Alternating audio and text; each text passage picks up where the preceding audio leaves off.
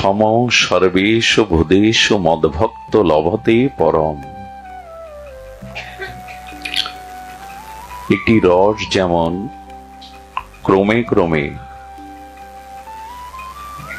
আর সেটি শর্করা মিচিরিতে রূপান্তরিত হয়, গোমাতার উৎকৃষ্ট দুগ্ধ যেমন ধীরে ধীরে ঘিতে রূপান্তরিত হয়, তেমনি এই সাধন ভক্তি ধীরে ধীরে ভাবভক্তি, ভাবভক্তি থেকে প্রেম ভক্তিতে উত্তীর্ণ হয়।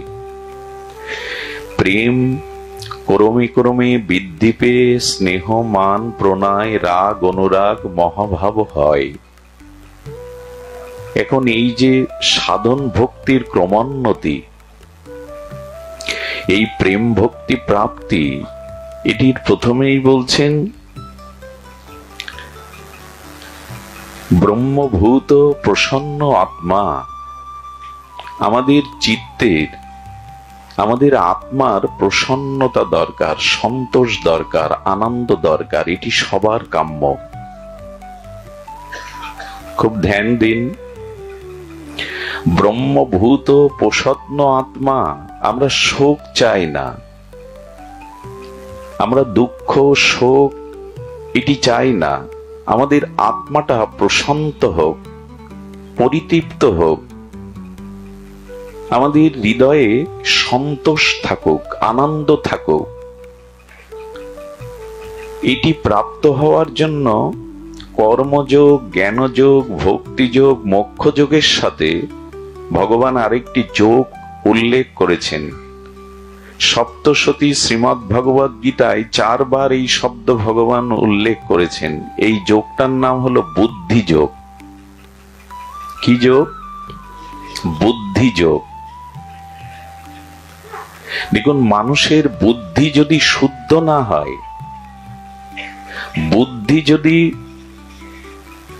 তার বিবেক এবং মনকে, ইন্দ্রিয়কে নিয়ন্ত্রণ করবার মতো যথাযথ শক্তি অর্জন না করে, তবে আপনি প্রেম ভক্তি কেন, মানসিক শান্তিও কখনো পাবেন না। এজন্য বুদ্ধি যোগ দরকার। বুদ্ধির ক্রিয়া কি? বুদ্ধি কিভাবে আমাদের হৃদয়ে সন্তোষ বা আনন্দ বা প্রেম ভক্তির পর্যায়ে নিয়ে যাবে? দেখুন, প্রায়শ মানুষ এখন এই কথাই বলছেন, তাদের উপলব্ধিতে আসছে ভগবানে মন দিতে চায়, কিন্তু মন তো দুর্বার, মন তো বহির্মুখ, মন তো ভগবানে যেতে চায় না। ভোগে শান্তি নাই একথা আমরা জানি, তবু ভোগকে ত্যাগ করে ত্যাগের পথে, বৈরাগ্যের পথে, তিতিক্ষার পথে তো চলতে পারছি না। কেন পাচ্ছি না? কেন আমি বারবার রিপুর কাছে, ইন্দ্রিয়ের কাছে, ভোগের কাছে, লালসার কাছে, কামের কাছে পরাজিত হচ্ছি? এর মূল কারণ আমাদের বুদ্ধি শুদ্ধ নয়। আচ্ছা, দৃষ্টান্তে এসেছে একজন বুভুক্ষ মানুষ, সপ্তাহখানি তিনি জল অন্ন পাননি। কোন জঙ্গলে তিনি হারিয়ে গিয়ে বুভুক্ষ, ক্ষুধার্ত হয়ে, ওষ্ঠগত প্রাণ হয়ে একটু খাদ্যের জন্য চিৎকার করছে। চিৎকার করারও সামর্থ্য নাই। প্রভুকে ডেকে বলছেন, প্রাণ ধারণের জন্য প্রভু কৃপা করে এক মুষ্টি খাদ্য দাও। আচ্ছা, ঘটনাক্রমে তার সামনে যদি স্বর্ণ থালাতে আর উপাদেয় 56 ব্যঞ্জন নিয়ে কেউ উপস্থিত হন,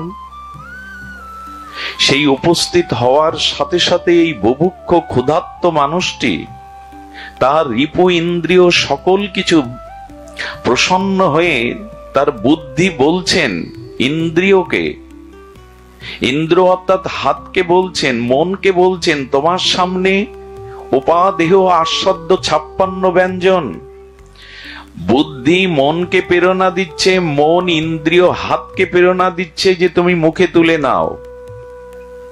এই মুহূর্তে আপনি অন্ন মুষ্টিবদ্ধ করে যখন মুখে তুলতে গেছেন, বলছেন দাঁড়াও।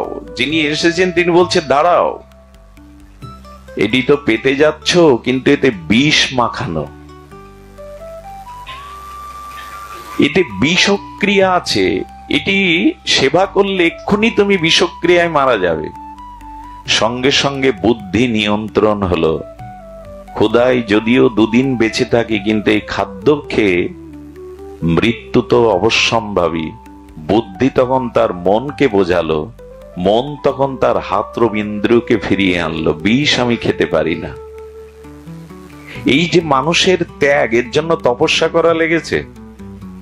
এই যে সে ফিরে আসলো, এই যে সে ত্যাগের পথে আসলো, এর জন্য কোনো তপস্যা করা লেগেছে? এখানে শুধু বুদ্ধি যোগটা ক্রিয়া করেছে, যেটি বিষক্রিয়া আছে। এটি আস্বাদন করলে এই মুহূর্ত বৃষ যন্ত্রণায় আমাকে মৃত্যুবরণ করতে হবে। ফিরে আসলো কেনা ইন্দ্র? মন ফিরে এলো কিনা? আচ্ছা, বিষ আছে কিনা সন্দেহ থাকতে পারে। বলছেন আপনি কার কাছ থেকে জেনেছেন? আপনি কি বিষ দিয়েছেন? বলে আমি দেইনি, আমার এক বন্ধু বলল এই খাদ্যের বিষ আছে, তো বন্ধুর কাছে শুনেছে, তারপরেও কিন্তু তিনি ওই খাদ্য গ্রহণ করবেন না। আমাদের সামনে যে ভোগ আছে, আমাদের সামনে যে ইন্দ্রিয়ের আসক্তি আছে, তাতেও আমরা ফিরতে পারি যদি ভগবত কৃপায়, ভজন মহিমায়, সাধু সঙ্গের কৃপায় বুঝতে পারি ভোগেতে বিষ আছে, যন্ত্রণা আছে, ভোগের পথে যেও না। বুদ্ধি যদি এটা বুঝতে পারে যে ভোগ করলে রোগ এসে দাঁড়াবে, ভোগের দ্বারা পতন হবে, স্খলন হবে, আত্মার অধঃপতন হবে, এই ভোগের দিকে হাত বাড়িও না মন। ইন্দ্রিয় ভোগের পথে, চক্ষু কর্ণ ভোগের পথে যেও না, অবারিত পতন। যে হি সংস্পর্শজা ভোগা দুঃখ জনয় এ বতে আদ্যন্ত বন্ত কন্তেও নতেষু রমতে বুধা। গীতাকার ভগবান বলছেন নতেষু রমতে বুধা। যার বুদ্ধি শুদ্ধ, যিনি জ্ঞানী হয়েছেন, তিনি জেনেছেন যে সংস্পর্শজনিত ভোগে দুঃখ আছে, খাদ্যে বিষ আছে, ওটা গ্রহণ করা যাবে না। ভোগে দুঃখ আছে, পতন আছে। এই জন্য মন ইন্দ্রকে বুদ্ধি নিয়ন্ত্রণ করলো। আমাদের বুদ্ধি শুদ্ধ নয়, আমাদের বুদ্ধিতে স্বচ্ছতা আসেনি যে কোনটা সুখের কোনটা দুঃখের। সংসারের কোন বস্তুর মধ্যে সুখ নাই। কি রূপ, কি যৌবন, কি সম্পদ, এই জড়জাগতিক কোন বস্তুর মধ্যে পরম সুখ নাই। যেটুকু সুখ বলে মনে হয় সেটা দুঃখ দেওয়ার জন্য। যেমন গ্রামের কোন সরল ব্যক্তি বিষাক্ত সরীসৃপ সব সম্পর্কে যার কোনো ধারণা নেই, অনেক বিষাক্ত সর্পের গায়ে চিত্র বিচিত্র অঙ্কিত আলপনা আঁকা থাকে দেখবেন। যে যত বিষধর সাপ তার অঙ্গে দেখবেন বিচিত্র আলপনা আঁকানো থাকে। এখন জড় জড় অবস্থায় কোন সর্প যদি কুণ্ডলাকৃত গোলাকৃত হয়ে পড়ে থাকে, সর্প সম্পর্কে অজ্ঞ ব্যক্তি যদি ফুলের মালা মনে করে ওকে গলে পড়ে, পরিণতি কি হয়? বিষ দংশনে জর্জরিত হতে হয়। ঠিক তেমনি সংসারের রূপ যৌবন ভোগ বিলাস পদ মর্যাদা অর্থবিত্তের মধ্যে সুখ খুঁজি, কিন্তু সেই সুখের মালা পরতে গিয়ে আজ আমরা বড় জড় জড় দুঃখে আক্রান্ত। ভোগে সুখ নাই, ভজনে সুখ আছে। ভগবানে পরমাত্মাতে পরমানন্দ আছে, সংসার জড়বস্তুতে আনন্দ নাই। কিন্তু বুদ্ধি শুদ্ধ হলে তো এই বুদ্ধি আসবে। বুদ্ধি শুদ্ধ না হলে এই বুদ্ধি কখনো আসবে না। এই জন্য মানুষ অনেক লেখাপড়া জানে, মানুষ অনেক সচেতন, আধুনিক বিজ্ঞানে মানুষ অনেক এগিয়ে গেছে, কিন্তু বুদ্ধি শুদ্ধ হয়নি। গোবিন্দ বলছেন বুদ্ধি কবে শুদ্ধ হবে? তেষাং সতত যুক্তনাং ভজতাম প্রীতিপূর্বকম দদামি বুদ্ধি যোগাং তাং উপজান্তিতে। গীতাটা ভালো করে আমাদের একটু চর্চা করতে হয়। আমাদের বিদেশি একজন দার্শনিক বলেছিলেন, যেদিন আমি উপনিষদের সারাৎসার গীতা অধ্যয়ন করলাম, উনি কি বলছে জানেন? ওপেন হার, এই বিখ্যাত পাশ্চাত্য দার্শনিক বলছে, যেদিন আমি গীতা পাঠ করলাম উনি নাচতেছিলেন, আনন্দে নৃত্য করছিলেন। বলে আপনি আনন্দে নৃত্য করছেন কেন?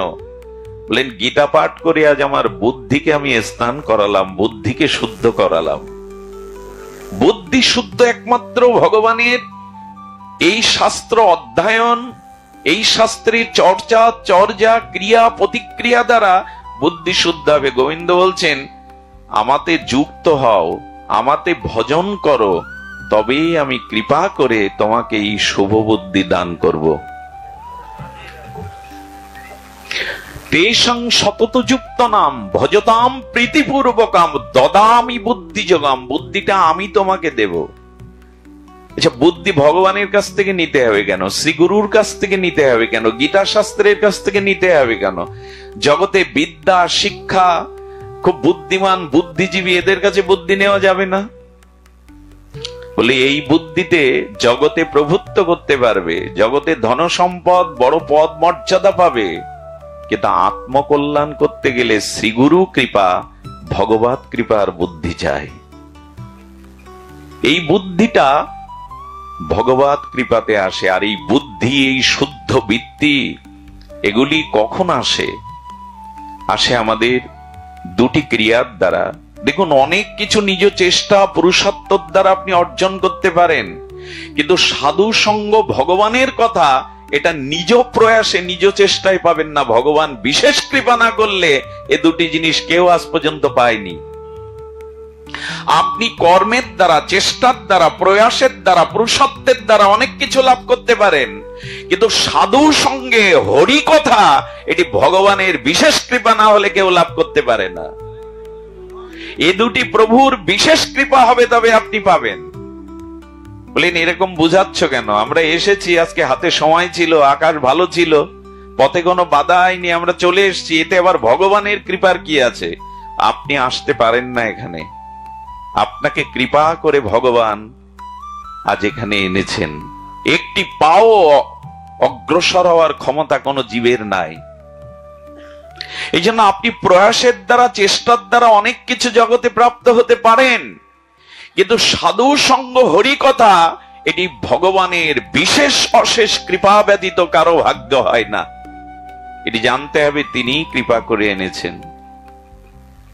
তো সেই সাধু সঙ্গে যদি ভগবানের গুণগাথায়, লীলা গুণগাথায় আমাদের বৃত্তি প্রবৃত্তি ভজনমুখী হয় আর অনুরাগের ভজন হয়, তখনই ভগবান কৃপা করে আমাদেরকে এই শুভ বুদ্ধি, বুদ্ধি যোগ, অর্থাৎ ভগবানের সাথে বুদ্ধি যুক্ত হয়ে গেলে তখনই আমাদের প্রকৃত কল্যাণ আসবে। আর তখনই ব্রহ্মভূত প্রসন্ন আত্মা ন শৌচতি ন কাঙ্ক্ষতি, তখনই আমাদের জীবনে শোক থাকবে না, জগতে কোনো ভোগের আকাঙ্ক্ষা থাকবে না, প্রসন্ন আত্মা হবে হৃদয়ে। এই জন্য যারা ভগবানের ভজন করতে বসেছেন তারা এত প্রশান্ত আত্মা কেন?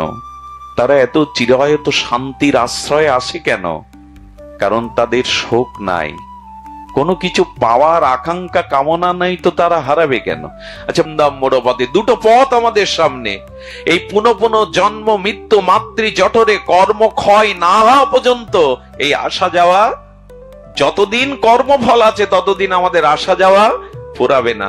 তো বারবার বারবার না ভুক্তাং খিয়াতে কর্ম, কর্ম যস্য জন্ম, কর্ম না ফুরালে আবার বারবার। আচ্ছা, এখানে যদি কেউ মোটর সাইকেলের চাবি রেখে 2 কিলোমিটার দূরে চলে যান, আবার আসতে হবে কিনা আপনাকে? কোন প্রয়োজনীয় ঘরের চাবি রেখে গেলে আবার আসতে হবে কিনা? তেমনি কোন বাসনা নিয়ে মরে গেলে ওই বাসনা ভোগের জন্য আবার আসতে হবে। ওই যে যতদিন কর্ম না ফুরাবে, ভোগ না ফুরাবে, ততদিনেই আসা যাওয়া ফুরাবে না। তাহলে পথ একটি, এটা না ভুক্তং খিয়াতে কর্ম, কর্ম জন্য জন্ম, কর্মের জন্যই জন্ম হয়েছে, না আমাদের জন্ম হতো না। ওই কর্মটা ক্ষয় করে আর এই জন্ম মৃত্যু পুনঃ পুনঃ জননী জঠরে যাতে না আসতে হয়, এই একটা পথ। আর একটা পথ কি আছে? পরমম গতিম।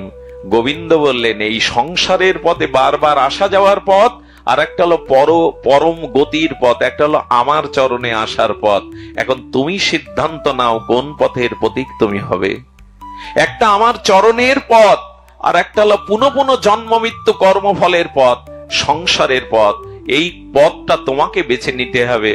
তবে পথ আমরা চিনি না, এই জন্য ঠাকুর বিল্বমঙ্গল ব্রজের পথে উঠে গিয়েছিলেন, আমার হাত ধরে তুমি নিয়ে চলো সখা, আমি যে পথ চিনি না, তোমার পথ আমি চিনি না। তাই তো সাধুগুরু বৈষ্ণব আমাদের হাত ধরে দেখিয়ে দেন, বাবা ভোগের পথে নয় ত্যাগের পথে এসো, অন্ধকারের পথে নয় আলোর পথে এসো, মৃত্যুর পথে নয় অমৃতের পথে এসো, ভগবানের চরণের পথে এসো, পরম গতির পথে এসো, যাতে বারবার না আসতে হয়। এই পথটাই জানালেন, পরমাম গতিং যা প্রাপ্য ন নিবর্ততে, আমার পথে চলে এসো।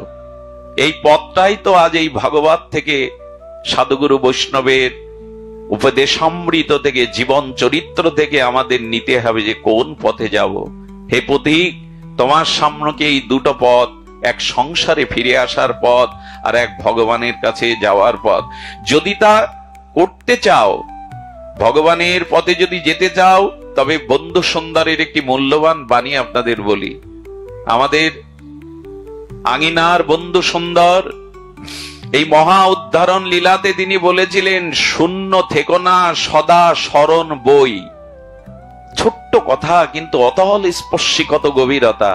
শূন্য থেকো না সদা স্মরণ বই, অর্থাৎ হৃদয়কে, মনকে, নিঃশ্বাস প্রশ্বাসকে শূন্য ফেলো না, শূন্য রেখো না হৃদয় ঘরকে। কি করবে?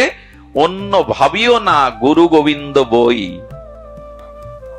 শূন্য রেখো না মনটাকে, মনের ভিতরে গুরু গোবিন্দকে দাও, গুরু গোবিন্দের নামকে দাও, লীলাকে দাও। শূন্য কখনো রেখো না। শূন্য থাকলেই তোমার এই সংসারে আবার আসতে হবে। শূন্য থেকো না সদা স্মরণ বই, অন্য ভাবিও না গুরু গোবিন্দ বই। গুরু গোবিন্দকে স্মরণ করো। এই জন্য গীতায় ভগবান এই কথা বলেছেন, স্মতব্য। গীতায় বলছেন তস্মাৎ সর্বেষু কালেষু মামনুষ্যর। আর নিখিল শাস্ত্রের বিধিতে বলছেন স্মতব্য সততং বিষ্ণু, ভগবানকে সতত স্মরণ করো। স্মরণ না করলে কিন্তু এই পথ, এই সংসারের পথ আমাদের ফোরাবে না। আসুন একটি লীলা দিয়েই আজকের পাঠ বিশ্রাম করি। আজকের পরিবেশটা বড় মধুমঙ্গলময় হয়ে উঠেছে, জানি না কেন। কত মানুষ কষ্টে দাঁড়িয়ে আছে, কিন্তু এইখানে কান পাতুন, এখানে হৃদয়ের কান পাতুন, বাইরের না, একটা অন্য জিনিস খুঁজে পাবেন।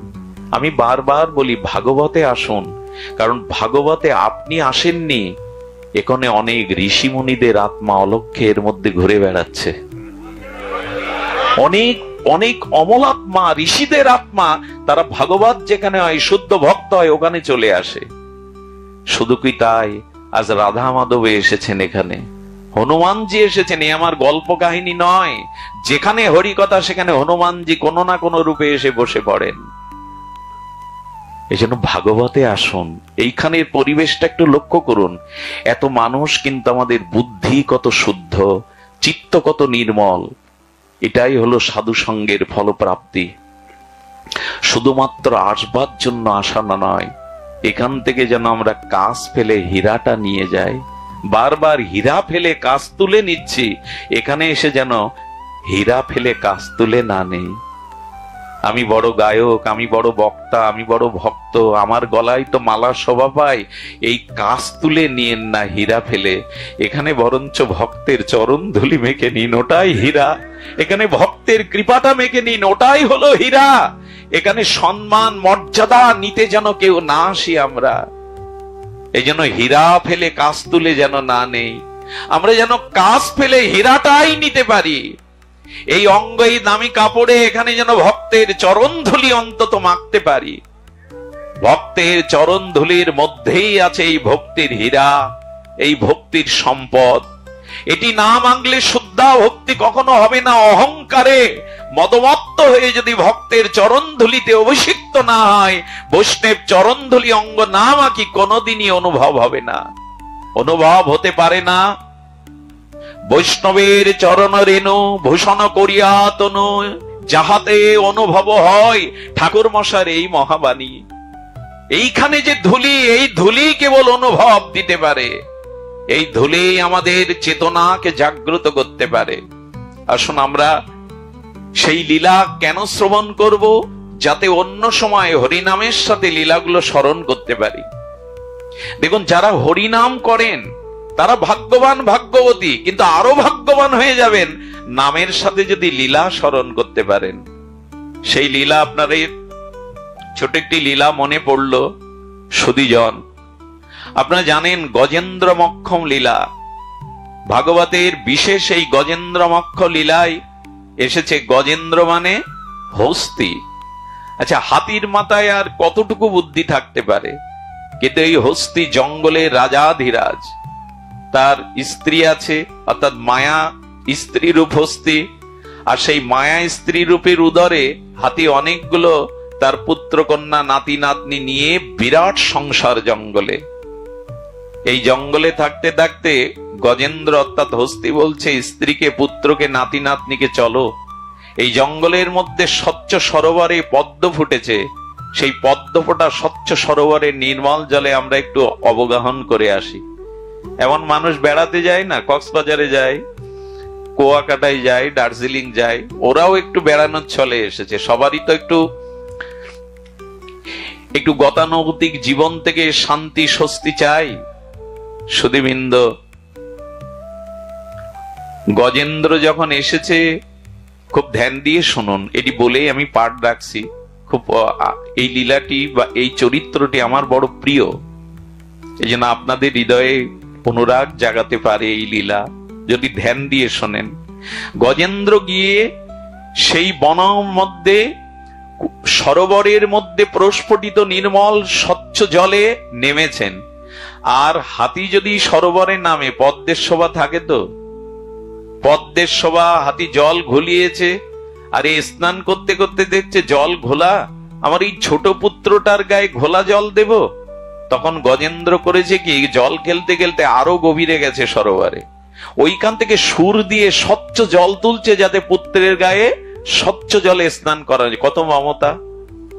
যেই না গভীর সরোবরে জল তুলতে গেছেন, কুমির এসে তার চরণকে আঁকড়ে ধরেছে। আচ্ছা, জলের মধ্যে কুমিরের শক্তি বেশি না হাতির শক্তি বেশি? কুমিরেরই। জলজ প্রাণী, কুমিরের শক্তি বেশি। যখন ধরেছে তখন সুর দিয়ে চিৎকার করে বলছে আমাকে বাঁচাও। এখন বহু দস্তাদস্তি যুদ্ধ করে তার পুত্র কন্যা নাতি নাতনি স্ত্রীগণ হাতি উদ্ধারের চেষ্টা করলো, কিন্তু জলে কুমিরের শক্তি অধিক থাকায় নিষ্কৃতি পেল না। এদিকে সূর্য অস্ত যাচ্ছে, পশ্চিমে হেলে পড়েছে, পুত্র কন্যাকে নিয়ে আর স্ত্রী হাতিগুলো বলছেন এই কুমিরে ধরেছে, এর হাত থেকে তোদের বাবাকে বাঁচানো যাবে না, এখন এখানে থাকলে আমরাও মরে পড়ব, চল আমরা এখান থেকে চলে যাই। যখন তারা ওকে মৃত্যুর মুখে ফেলে একাকী চলে যাচ্ছে, তখন গজেন্দ্র বলছেন বাহ, যাদের সুখের জন্য এত আয়োজন, যাদের জন্য এই জল কেলি, তারা আমাকে মৃত্যুর মুখে ফেলে আজ বিদায় নিচ্ছে। গজেন্দ্র শুধু গজেন্দ্র লীলা সুখদেব গোস্বামী শোনাচ্ছে না, আমাদের শোনাচ্ছে তোমাদেরও পরিণতি এই। যাদের সুখের জন্য সারাটা জীবন ব্যয় করলে, তারা দুরারোগ্য ব্যাধি হলে, মলমূত্র বারান্দায় ত্যাগ করলে, তখন তারা ধীরে ধীরে তোমার মমতা থেকে, তোমার থেকে ধীরে ধীরে তারা দূরে সরে যাবে। এটাই সংসারের নিয়ম। বোঝো না কি? আর কবে বুঝবে যে সংসারে কেউ কারো নয়? আমি স্বার্থ দিতে পারি, সুখ দিতে পারি, তাই তারা আমাকে মনে রাখে। যেদিন ওদের সুখ আর দিতে পারবো না, আমার কারণে ওদের ক্ষতি হবে, সেদিন ধীরে ধীরে আমার থেকে মমতা সবাই তুলে নেবে। হায় রে সংসার! গজেন্দ্র বলছেন হায় রে সংসার, আজ আমাকে মৃত্যুর মুখে রেখে সবাই চলে গেল, কেউ এলো না। তখনই তার মনে হলো, ও আমি হস্তিকুলে জন্মেছি, তবে জানি যার কেহ নাই তার একজন আছে। যার কেহ নাই তার তো একজন আছে। এই কথা মনে করে উনি সুর দিয়ে ভগবানকে আহ্বান করেছিলেন। 28টি শ্লোক স্তুতি করেছেন উনি। ভাবতে অবাক লাগে, ভাগবতে গজেন্দ্র মক্ষম লীলাতে 28টি শ্লোক স্তুতি করেছেন, কিন্তু এই 28টি শ্লোকের মধ্যে একবারও ভগবানের নাম নেননি। মাধব, গোবিন্দ, মধুসূদন, কৃষ্ণ, শ্রীরাম, একবারও ভগবানের নাম নেননি। কিভাবে ডেকেছে জানেন? ডেকেছেন আমার হৃদয়ে, সকলের হৃদয়ে তোমার অবস্থিতি, তুমি সৃষ্টিকর্তা, তুমি বিশ্বের হিতকর্তা, হে বিশ্ববিধাতা, এইভাবেই ডেকেছেন। একবারও গোবিন্দ, রাম ও কৃষ্ণ মধুসূদন এই নাম নেননি। 28টি শ্লোক করেছেন। সুখদেব গোস্বামী, সুখদেব ভগবান মহারাজ পরীক্ষিতকে যখন গজেন্দ্রমক্ষম লীলা ভগবতে শোনাচ্ছেন, সুখদেব গোস্বামীর কাছে করজোরে পরীক্ষিত মহারাজ বলছেন, প্রভু ভগবান শ্রী গুরুদেব, একটা কথা আর একটু সংশয় যাচ্ছে। হাতি হয়ে ভগবানকে স্তুতি করছে, ভগবানকে ডাকছে, হাতির এই বুদ্ধি কোথা থেকে এলো? একজন হস্তি, সে ভগবানকে ডাকবে, ভগবানকে আহ্বান করবে, ভজন করবে। সুখদেব গোস্বামী তখন হেসে বললেন, ভজন কেন করছে জানো? অন্য হাতিরা কেন করছে না জানো? ওর পূর্বজন্মে ভজনের সংস্কার আছে। আমি খুব দৃঢ় কণ্ঠে বলতে পারি, যারা এই ভাগবত দিচ্ছে আর যারা ভাগবত শুনতে এসছেন, আপনাদের এক জন্মের সংস্কার না, অনেক জন্মের আসা যাওয়ার সংস্কার আছে সাধু সঙ্গ, তাই এসেছেন আপনারা। এক জন্মের সৌভাগ্য সংস্কার এটা হয় না। এই পাড়া প্রতিবেশী কালকে অনেকেই দেখবে বলেন, এই লোকগুলো করেটা কি? কেউ কেউ এরকম উক্তি করে, এই লোকগুলো করে কি? আরে ওখানে বসে বসে কি করে ওরা? কাজ নেই, খেয়ে দে। ও কেন বলে জানেন? ও কেন এখানে আসেনি জানেন? ও কেন টিভিতে ক্রিকেট দেখছে জানেন? ও কেন বন্ধুদের সাথে আড্ডা দিচ্ছে কেন জানেন? ভগবানের ভজন করবার জন্য, সাধু সঙ্গের জন্য অনন্ত জন্মের সংস্কার লাগে। এক জন্মের সংস্কার এটা। যারা আসেন মনে করবেন না এমনি এসেছেন, আপনাদের পূর্ব জন্মের স্বীকৃতি আছে। বহু নাম জন্ম নামান্তে জ্ঞানবানাং প্রপদ্যতে বাসুদেব সর্বমিতি স মহাত্মা সুদুর্লভ। এক জন্মের স্বীকৃতিতে কেউ আমার ভজন পথে আসতে পারে না অর্জুন, বহু জন্মের স্বীকৃতিতে তবে আসে। তবে অনেকেই আসে বটে, কিন্তু এখানে ভাগবত নিতে পারে না, কারণ ঘুমিয়ে পড়ে। তার ভজনের সংস্কারটা গভীর নয়। ব্যাকুলতা থাকতে হবে তো, তৃষ্ণা থাকতে হবে তো। অনেকে চোখের দিকে তাকিয়ে বড় মমতা হয়, কষ্ট হয়, কেন ঘুমাচ্ছে এই মানুষটা? ঘুম তো একদিন ঘুমাবে, ওই ঘুম আর তার কোনোদিন। একদিন ঘুমাবেন, ওই ঘুম ডেকে কেউ ভাঙাতে পারবে না। ওই দিন নিশ্চিন্তে ঘুমান। আজ ঘুমানোর সময় না, আজ হরিকথা ভজনের সময়, শ্রবণ কীর্তনের সময়। ঘুম তো একদিন আসবে, সেদিন আর পাশ ফিরে শুতে পারবেন না। ওই ঘুম আর কেউ ভাঙাতে পারবে না।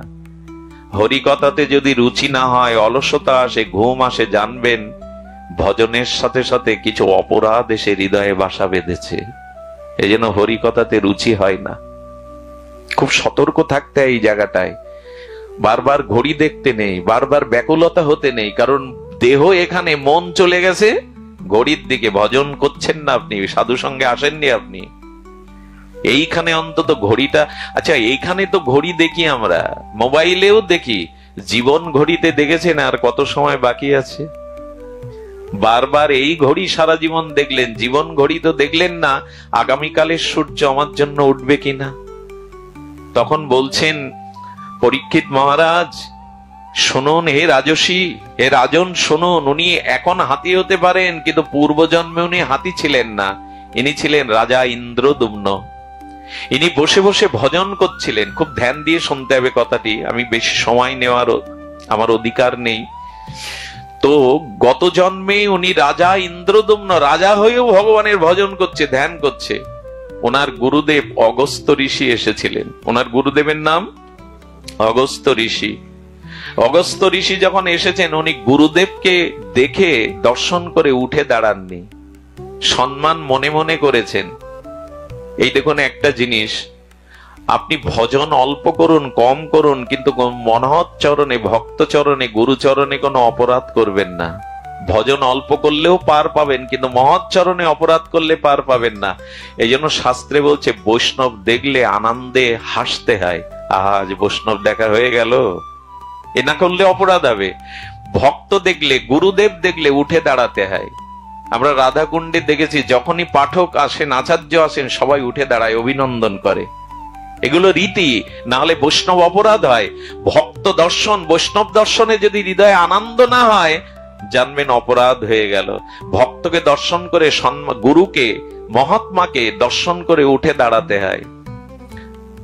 আমাদের এমনও হয় জানেন, অনেক ভক্ত যেতে যেতে গিয়ে মুখে হয়তো কিছু বলে না, কিন্তু চোখ আর অঙ্গভঙ্গিমায় দেখিয়ে দেয় আমি তোমাকে পছন্দ করি না, ঘৃণা করি। এই জন্য কোন সাধু বৈষ্ণব দেখে অঙ্গভঙ্গিমা ও বিরক্তি প্রকাশ করবেন না। উনি অপরাধ না নিলেও কিন্তু ভগবান ঠিক ঠিক এর 16 আনা পূর্ণ করে নেবে এই অপরাধ। ভক্ত কখনো কাউকে অভিশাপ দেয় না, তাহলে সে ভক্ত না। কিন্তু ভক্ত চরণে অপরাধ করলে প্রতিটি কণায় কণায় ভগবান কিন্তু তার হিসাব দিতে হবে। ভগবান ছেড়ে দেবেন আপনাকে।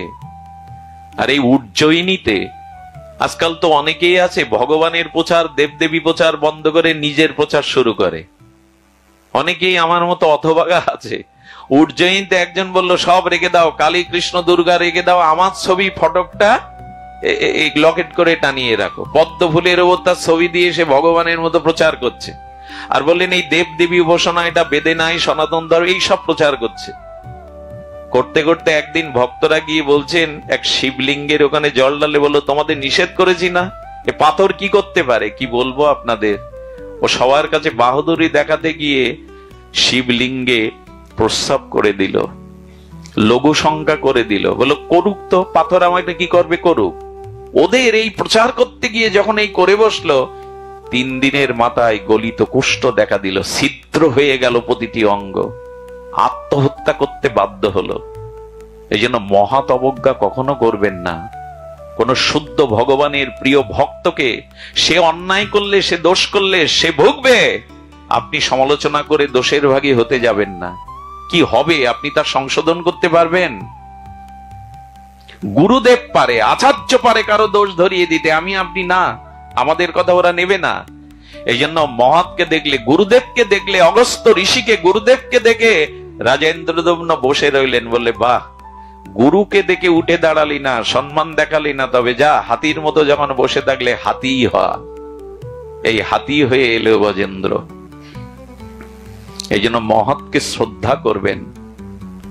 শ্রদ্ধার এখন কি, বৃন্দাবনে বড় বড় সাধুর পাশে গেলেও বাবা একটু দাঁড়ান তো, আপনার পাশে সেলফি তুলি।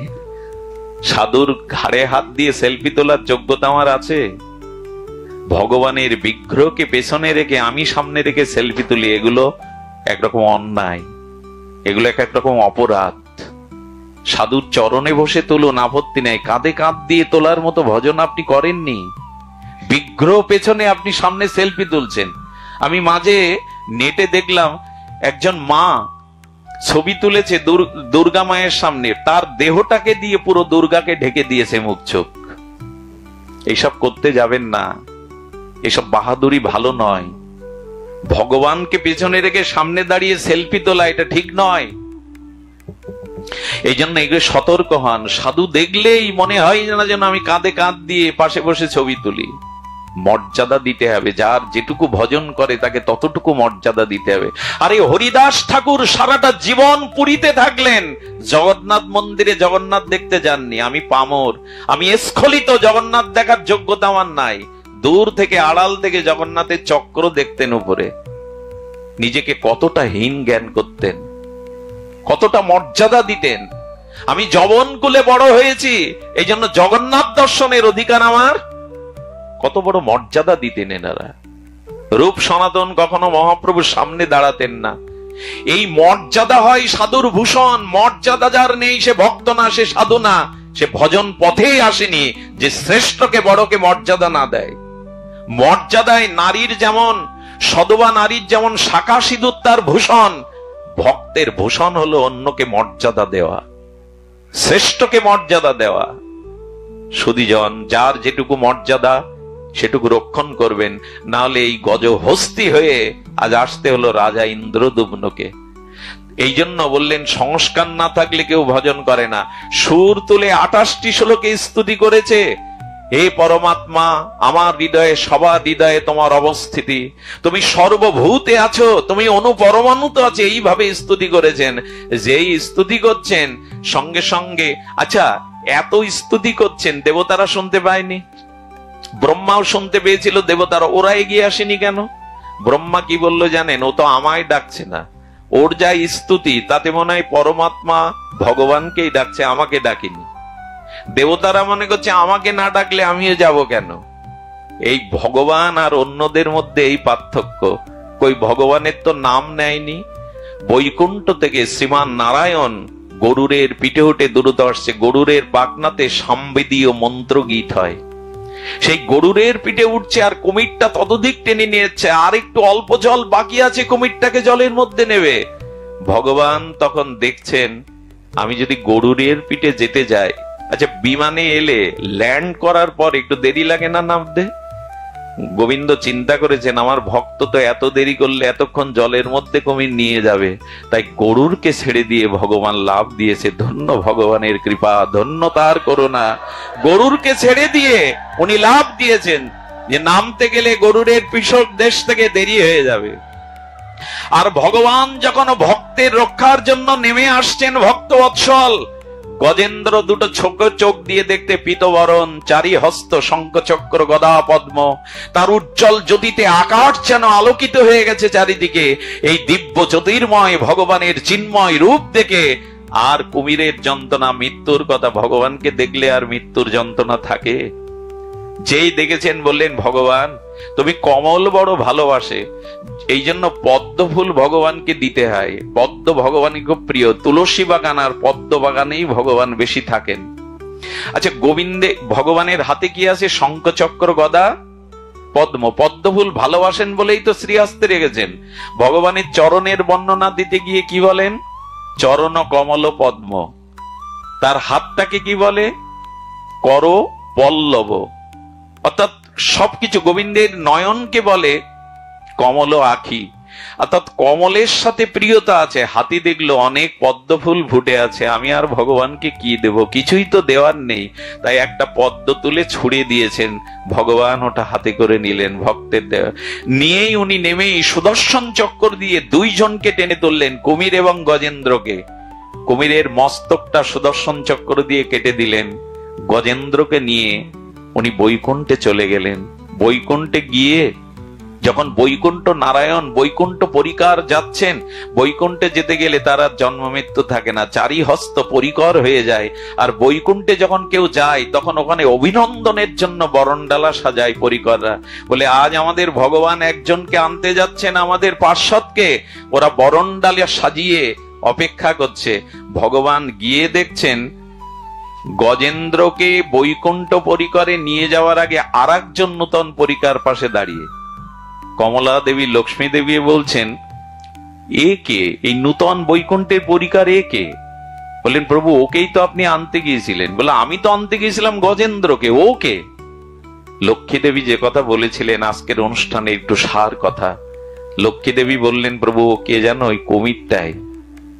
আমি তো গজেন্দ্রকে আনতে গেলাম, কুমিরকে আনতে যাইনি, কুমির আমার আগে বৈকুণ্ঠের দূত হয়ে ফিরে এলো। লক্ষ্মী দেবী তখন বলেছিল প্রভু তোমার একটা বাণীতে আছে, শাস্ত্রে আছে যে গোবিন্দের ভগবানের চরণ ধরে আছে তার ভগবান প্রাপ্তিতে বিলম্ব হতে পারে, নাও পেতে পারে, কিন্তু যে ভগবানের ভক্তের চরণে পড়ে আছে সে নিঃসংশয় ভগবানকে পাবেই পাবে। এই দেখুন শাস্ত্রের কত বড় মর্ম কথা, যে ভগবানের চরণ ধরে আছে তার বিলম্ব হতে পারে ভগবান পেতে, বা নাও পেতে পারে কোনো কারণে, কিন্তু যে ভক্তের চরণে পড়ে আছে চরণ ধরে, গুরু চরণে, সে অবশ্যই আগে ভগবানকে পাবে। প্রভু তোমার ভক্তের গজেন্দ্রের চরণ ধরেই তো ছিল, এই জন্য তোমার আগে আগে ওই বৈকুণ্ঠে পরিকর হয়ে চলে এসেছে। এই জন্য যারা ভক্ত চরণে শ্রদ্ধা ভক্তিতে পড়ে আছে তারা একদিন না একদিন ভগবানকে পাবেই পাবে। সুধীবৃন্দ, আমি এই বাড়িতে আমার জীবনের প্রথম এই অঞ্চলে পাঠে আসি, আমার স্মরণ নেই সালটা। এই ছেলেটাই কালী পূজা দিয়ে শান্ত, যার নাম, এই বাড়িতে শান্ত বলে আমি ওকে ডাকি। ওর প্রতি আমার শ্রদ্ধা এই কারণে, ও একসময় এই কালী পূজা দিয়ে গান বাজনাও দিত, ফাংশন ইত্যাদি দিত। আমার কোনো একটা অডিও পার্টও শোনে অনেক আগে মনুষ্যত্বের উপরে, শুনেই সিদ্ধান্ত নেয় আর ওগুলি করবো না, পারলে ভাগবত দেব। কেন জানি না, ও আমাকে 2 বছর লেগেছিল পেছনে। আমার যোগ্যতা নেই, আমি অধম, লেখাপড়াও জানি না, শাস্ত্র জ্ঞান নেই, আসতে চাইনি। জোর করে, তখন এই পথটা খুব খোঁড়া পথ ছিল, রাস্তাঘাটের অবস্থা তখন খুবই ভালো ছিল না, খুবই দুর্গম ছিল। আমি চলে এসে পাঠের পরে জানি না ওই ছেলেটা সেখান থেকেই সংকল্প নিল। শান্তর কথা এই কারণে বলছি, এই ছেলেটার মাতৃভক্তি দেখে আমি বিস্ময় প্রকাশ করি। জানেন, একটু মায়ের কোনো ব্যথা হলেই ও চলে যায় তামিলনাড়ুতে। ওর সামর্থ্য যে খুব বেশি আপনারা জানেন তা নাই, কিন্তু এত মাতৃভক্তি এবং এই ভাগবতের জন্য তার প্রাণ বড় ব্যাকুল। আমি যতটুকু জানি এই পরিবারে তার বড় ভাইদের, অন্যদেরও সে সম্মান করে। অন্যদের প্রতিও তার এই ভাগবতের জন্য একটা বছরের স্বপ্ন থাকে তার, কবে আমার গৃহে ভক্তদের চরণ ধুলি পড়বে, ভাগবত হবে, শ্রী গুরুদেব আসবে। এই পরিবারের তার মায়ের আশীর্বাদে সে যে আয়োজন করে, আপনারা প্রত্যেকেই করেন, তার মতো উদার আপনারা। কিন্তু এই ছেলেটার জন্য, এদের পরিবারের জন্য আশীর্বাদ করবেন। এদের অন্য কিছু না হোক আমি চাই না, কিন্তু এদের যেন ভক্তি হয়, এদের যেন আপনাদের চরণে শুদ্ধ ভক্তি হয়। জগৎ জননী মা যেন ওদেরকে কৃপা করে। আর আজকের দিনে আমার আনন্দ আরেকটি বিশেষ কারণে, ও সাধুগুরুর কাছে প্রার্থনা করেছিল যে একটি সন্তান যেন ও ভক্ত সন্তান করে গড়ে তুলতে পারে। এই জন্য ওর কোল আলো করে, ওনার সহধর্মিনীর কোল আলো করে ভগবান ওকে একটি পুত্র সন্তান দিয়েছেন। আশীর্বাদ করবেন ও যেন ভক্ত হতে পারে, ও যেন আপনাদের চরণের অনুরাগী হতে পারে। সকলে প্রসাদ পাবেন, সকলেই আমার প্রতি আপনাদের দূর থেকে চরণধুলি বাতাসে উড়িয়ে আমার মস্তকে দেবেন। আর এ জন্মটা আপনাদের চরণেই যেন থাকতে পারি, এই প্রার্থনা করে আজকের মতো হরিকথার পূর্ণ বিশ্রাম। জয় শ্রী গুরু প্রেমানন্দে।